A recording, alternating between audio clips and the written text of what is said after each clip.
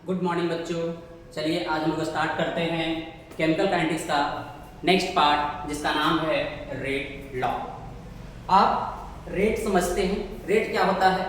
Rate अगर समझते हैं, जैसे आप अगर बात करें फिजिक्स में तो सबसे पहले देखा होगा रेट। जैसे आप कोई गाड़ी चल रहा है तो बात करते हैं कि किस रेट से चल रहा है ना। उसके स्पीड की बात करते हैं कि कितने दूरी तय किया है, कितने आपके टाइम में, तो उसको हम लोग एक तरह से रेट कहते हैं। उसी तरह से रिएक्शन की बात करें तो उसका कॉन्सेंट्रेशन रिएक्टेंट से प्रोडक्ट बनने में कितना समय लिया है, उसी की बात हम लोग कर रहे हैं यहाँ पर रेट की। तो उसके अनुसार जैसे अगर बात कर ले कि रिएक्शन 1 मिनट में कितना उसका रिएक्शन का वो रिएक्टेंट चेंज हुआ है प्रोडक्ट में, तो कॉन्सेंट्रेशन में जो चेंजिंग आई है उसी को हम लोग क्या कहते हैं?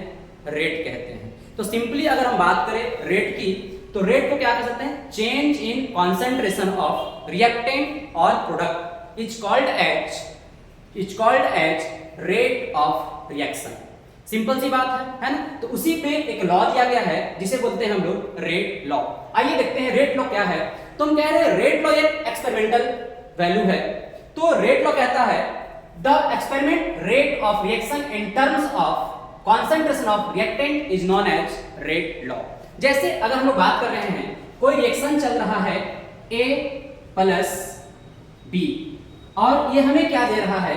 ये दे रहा है C प्लस D।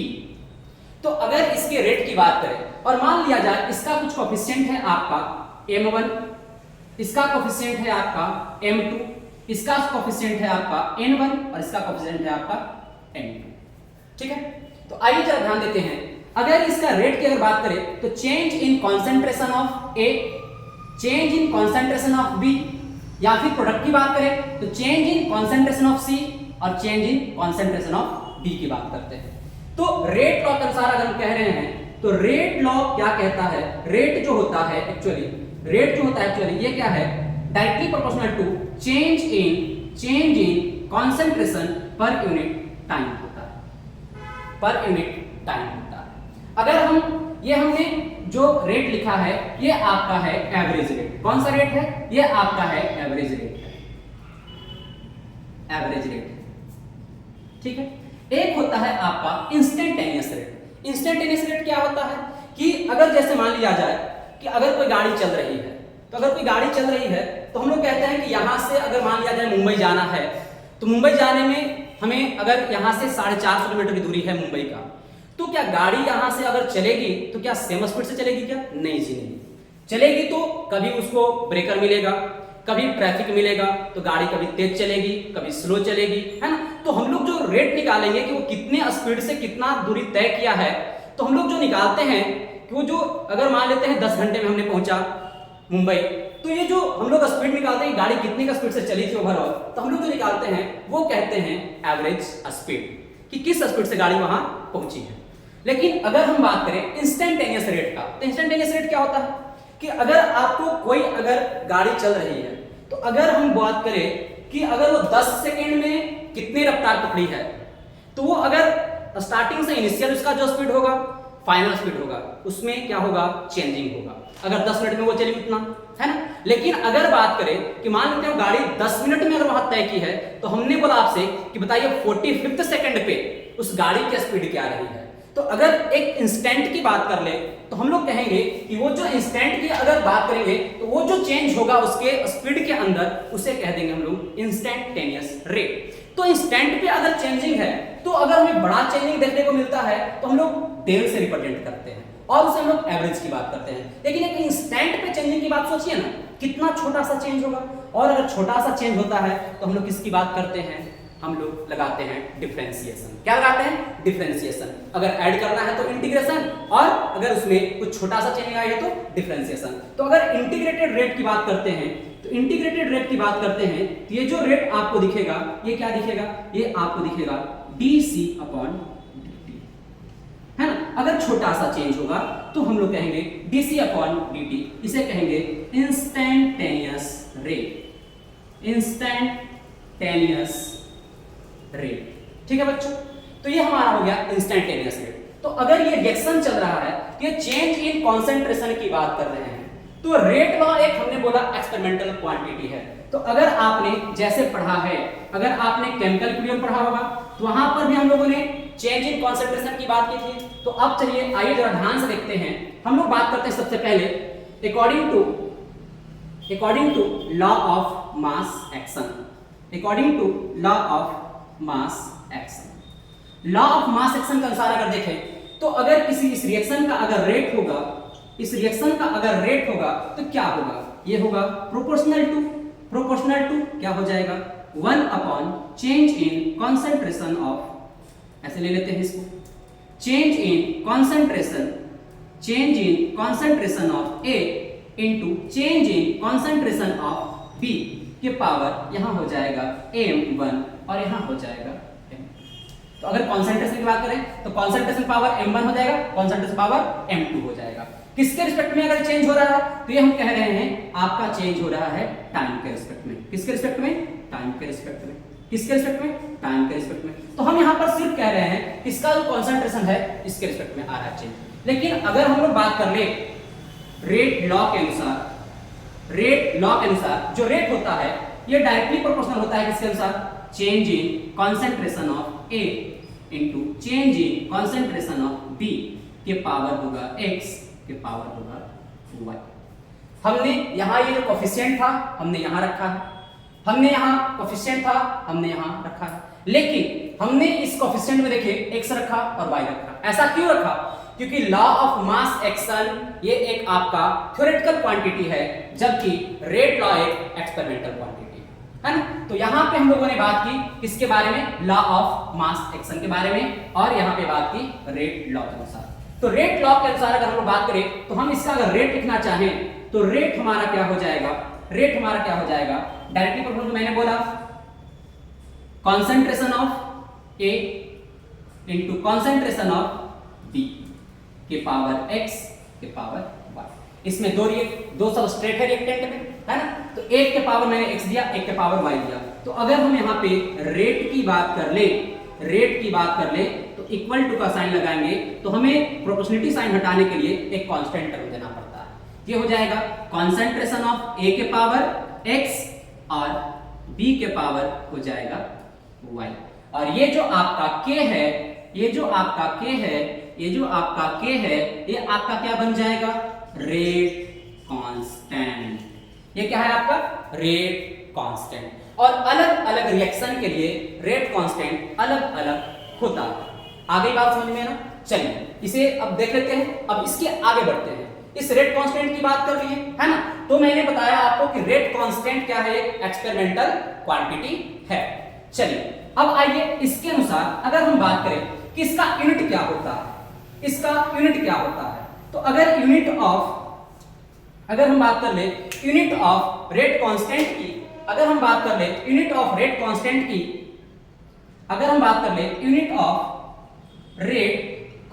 की तो आइए जरा समझते हैं। यूनिट ऑफ रेट कांस्टेंट की बात करें, मान लेते हैं कोई रिएक्शन A से हमें क्या दे रहा है? प्रोडक्ट दे रहा है।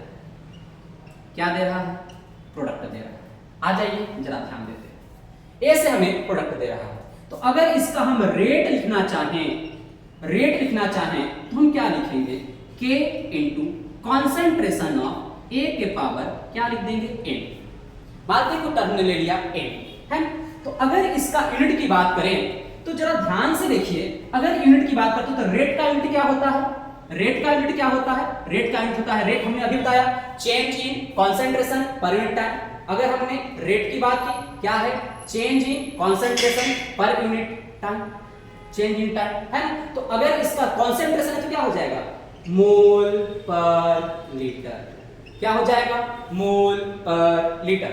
अब आइए, और पर यूनिट टाइम है तो क्या? पर यूनिट टाइम ले ले तो क्या इनटू ये हमारा टाइम हो जाएगा क्या, है ना। तो ओवरऑल हम क्या लिख सकते हैं?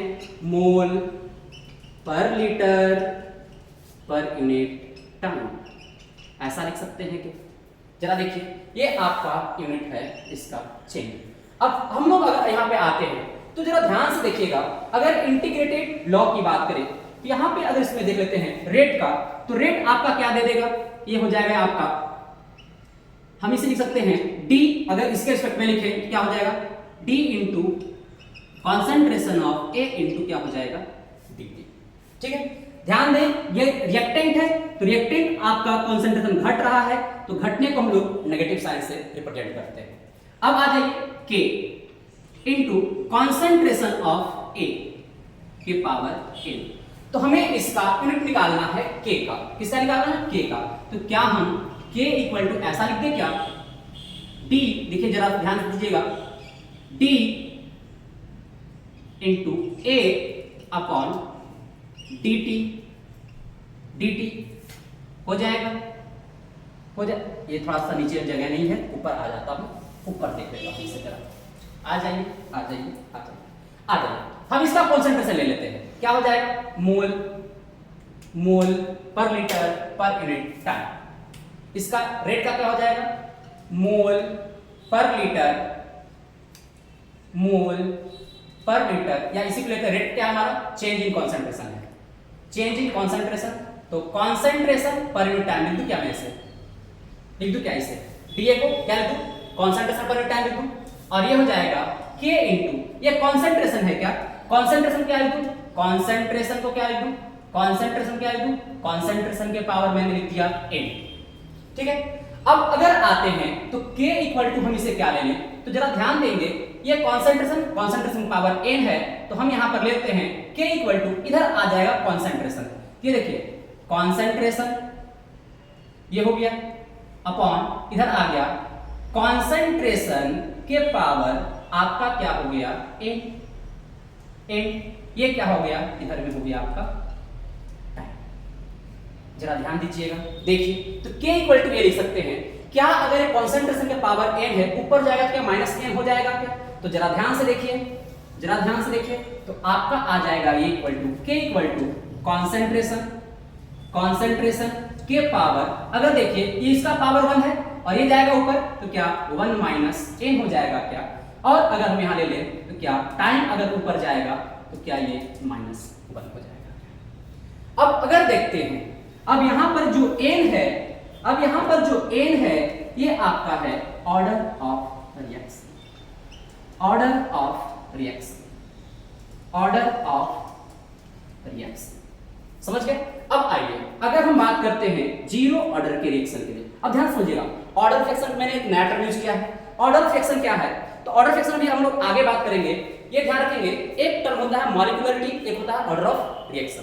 तो हम यहाँ पर ऑर्डर ऑफ रिएक्शन की बात कर रहे हैं, रिएक्शन का ऑर्डर क्या है ना, ऑर्डर डिपेंड करता है कि उसमें कितने, एक किसी रिएक्शन में अगर वो सिंगल स्टेप में हो रहा है तो उसमें कितने रिएक्टेंट भाग ले रहे हैं, एक रिएक्टेंट भाग ले रहा है कि 2 रिएक्टेंट भाग ले रहे हैं, उनके कितना कॉन्सेंट्रेशन भाग ले रहे हैं, उस पर डिपेंड करता है, उसकी मोलरिटी पर डिपेंड करता है ना। तो ये हम लोग एक्सपेरिमेंट से निकालते हैं। तो अगर हमने यहाँ पे बात की ऑर्डर फ्रैक्शन का, तो आ जाइए, अगर हम n का वैल्यू 0 रखते हैं, मतलब हम किसके लिए निकाल रहे हैं, जीरो ऑर्डर रिएक्शन के लिए, किसके लिए, जीरो ऑर्डर रिएक्शन के लिए। तो जरा ध्यान दीजिए, जीरो ऑर्डर रिएक्शन की अगर बात कर लें तो देखिए जीरो ऑर्डर रिएक्शन में क्या आपको दिखेगा, आप देखिए अगर इसका यूनिट निकालना है तो k इक्वल टू क्या लिख सकते हैं, कॉन्सेंट्रेशन के पावर 1 माइनस 0, और क्या हो जाएगा, टाइम के पावर माइनस 1। तो अगर आप यहां से देखें तो आपका क्या निकल के आता है, तो ये आ रहा है कॉन्सेंट्रेशन पर यूनिट टाइम नजर आ रहा है।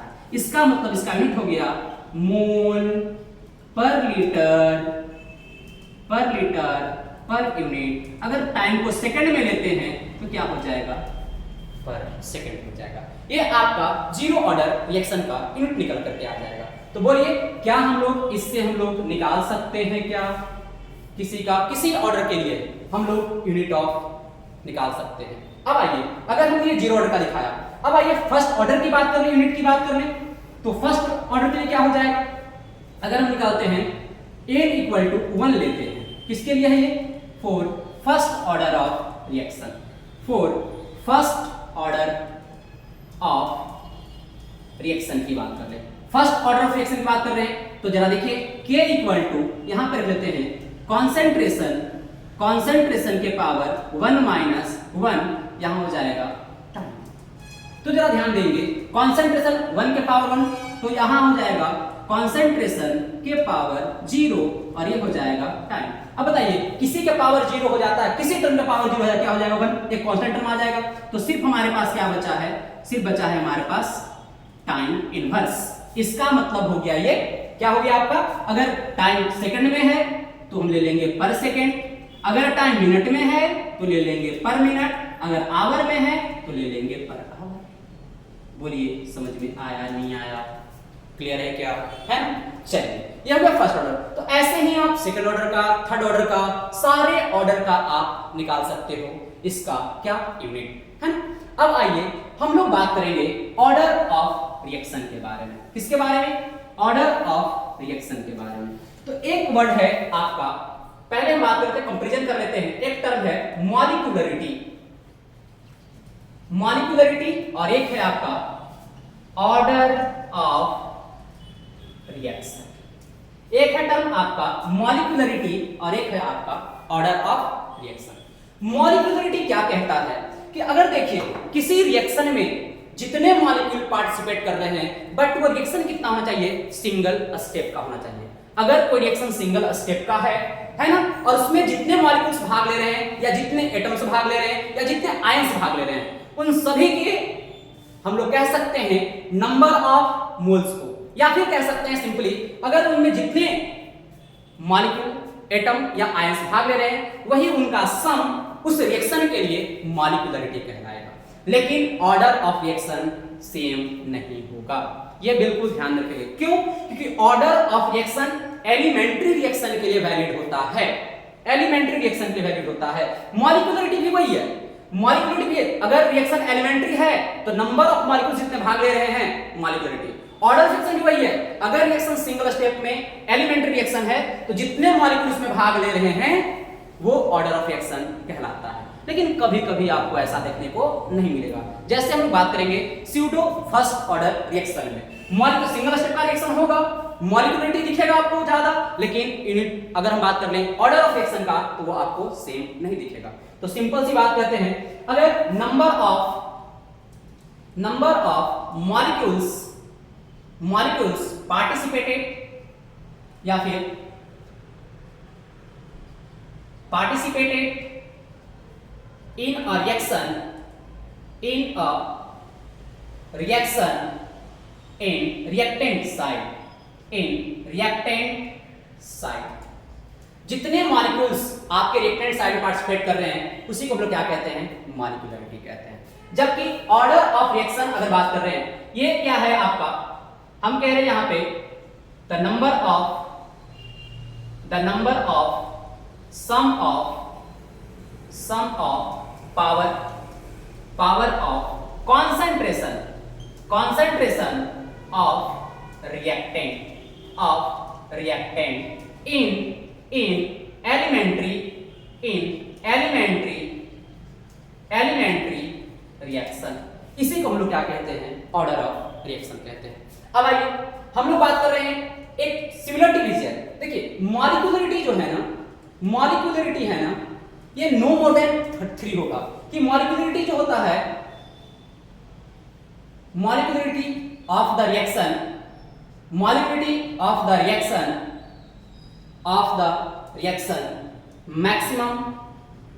मैक्सिमम कितना होता है, 3 होता है। और सेम टू सेम आपका ऑर्डर ऑफ रिएक्शन भी मैक्सिमम कितना होता है, 3 होता है। क्या होता है, 3। सही है। अब आइए हम एक बात और बोल रहे हैं, इनमें डिफरेंसेस क्या है। Order of reaction may be 0, may be negative, may be positive और may be fraction, but molecularity is always natural number. तो अगर हम बात कर रहे हैं मॉलिक्यूलरिटी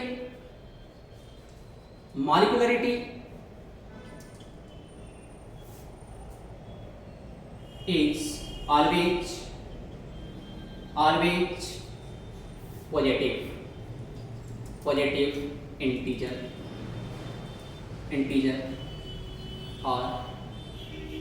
और natural number, but order of reaction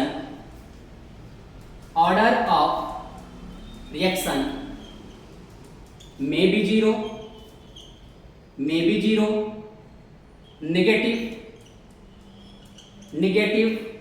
fraction और पॉजिटिव क्लियर है। ये आपका ऑर्डर ऑफ रिएक्शन और मॉलिक्यूलरिटी में ये आपको देखने को मिलेगी। अब आइए हम लोग यहाँ पे बात करते हैं ऑर्डर ऑफ रिएक्शन का। यहाँ पे हम बात करते हैं ऑर्डर ऑफ रिएक्शन का। तो ऑर्डर ऑफ रिएक्शन की अगर हम बात कर लें, तो जरा ध्यान दीजिएगा, ऑर्डर ऑफ रिएक्शन हम लोग को सिलेबस में जो पढ़ना है, ऑर्डर ऑफ रिएक्शन क्या हो सकता है, हम लोग को जो पढ़ना है, क्या क्या पढ़ना है, हम लोग को पढ़ना है zero order, first order, second order. Mainly हम लोग को दो ही पढ़ना है, जीरो ऑर्डर और फर्स्ट ऑर्डर। कहीं कहीं आपका यूज में आएगा सेकेंड ऑर्डर, ठीक है ना।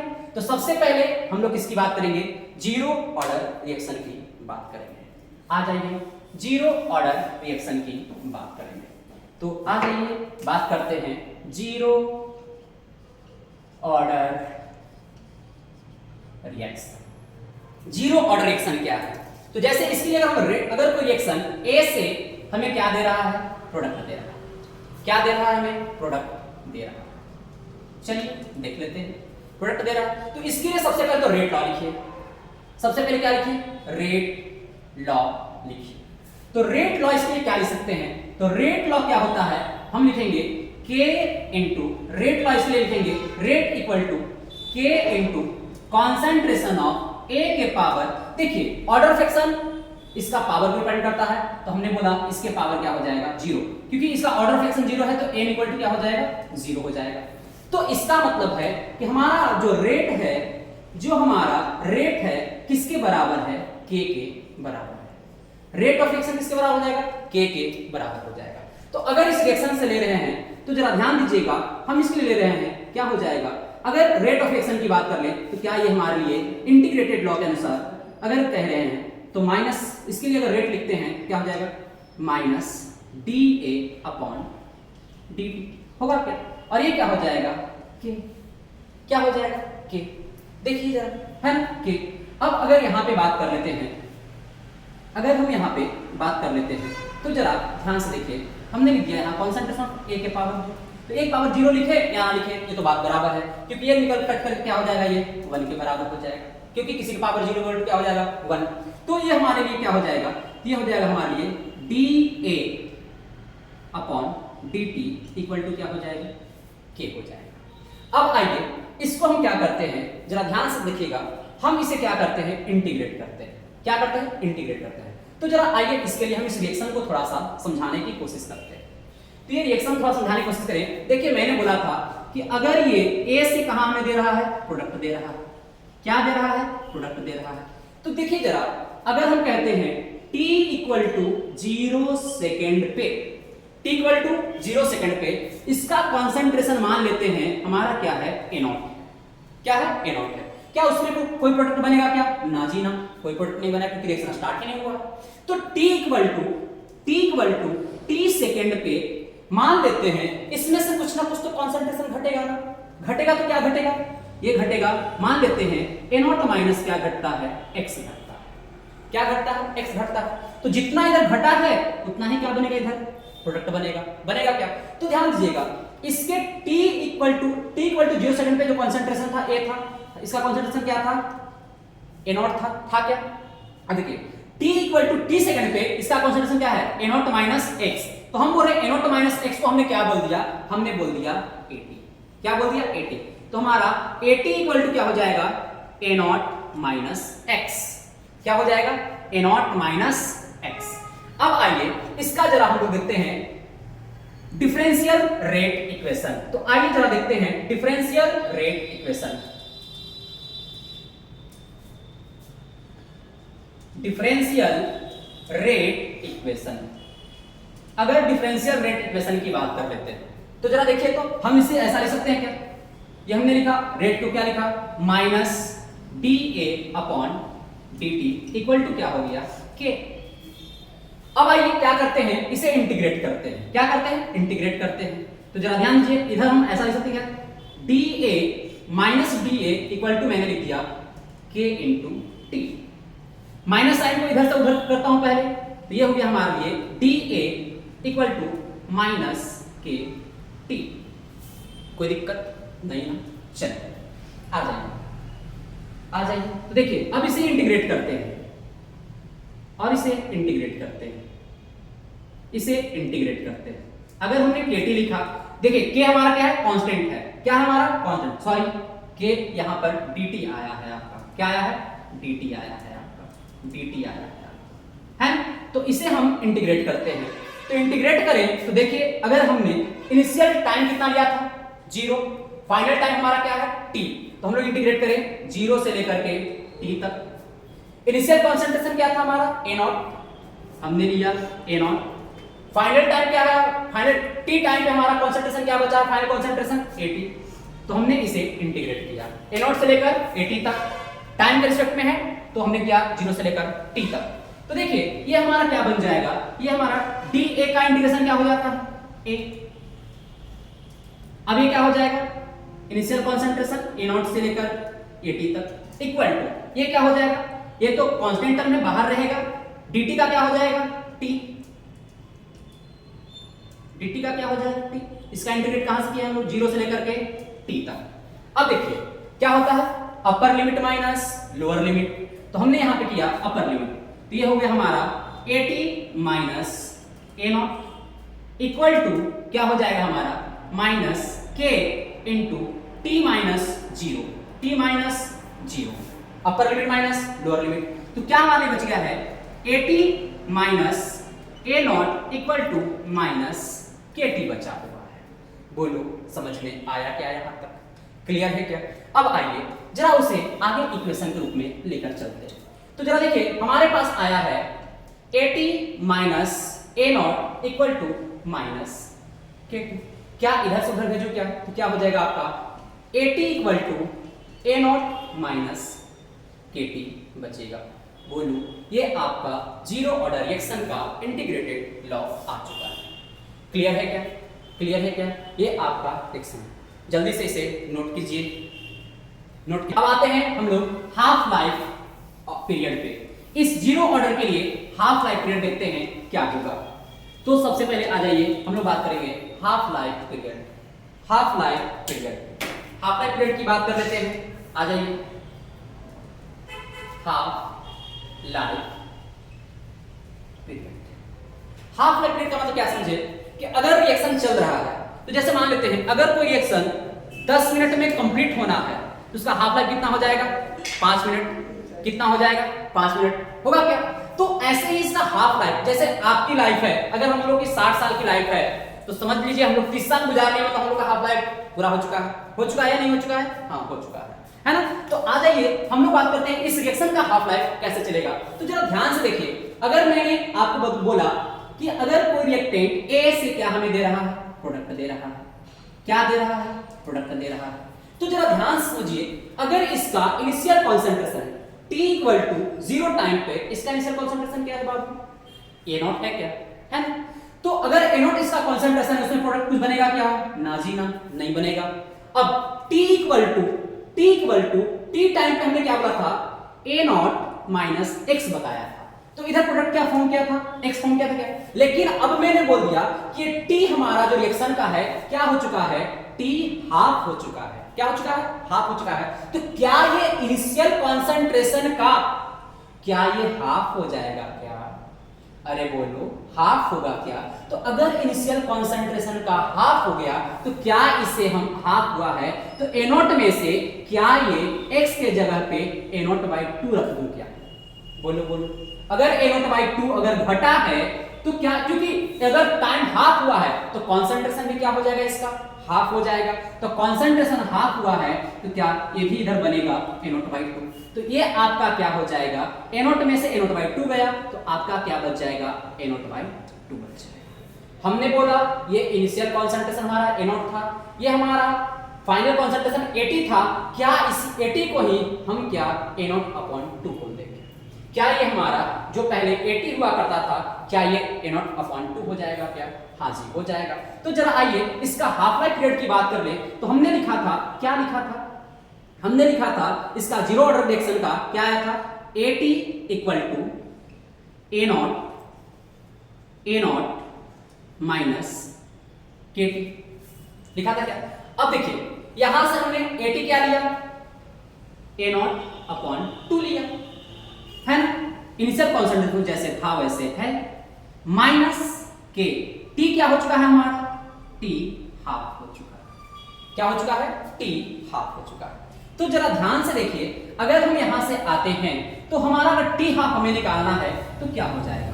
T हाफ हमें निकालना है तो क्या हो जाएगा? तो ये जो हमारा हो जाएगा T हाफ, पहले ऐसे ले ताकि आपको समझ में आ जाए। देखिए अब इधर से इसको इधर लेकर आते हैं पॉजिटिव हो जाएगा, और इसको इधर लेकर आते हैं तो नेगेटिव हो जाएगा।